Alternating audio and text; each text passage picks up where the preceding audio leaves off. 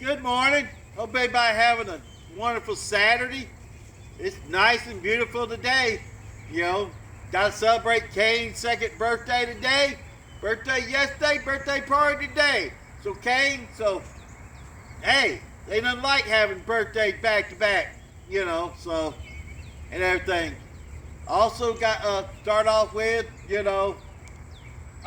the man that built this beautiful bell that I'm so proud to have. He was honored to sell me one.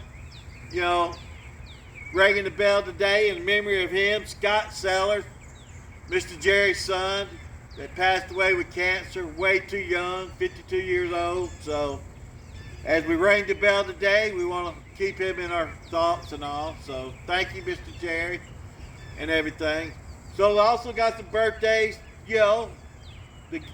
the shout out about. We got Amy Duran, happy birthday to you. So we got Gary Tipton, best brother-in-law, happy birthday to you, and I'll have a wonderful day.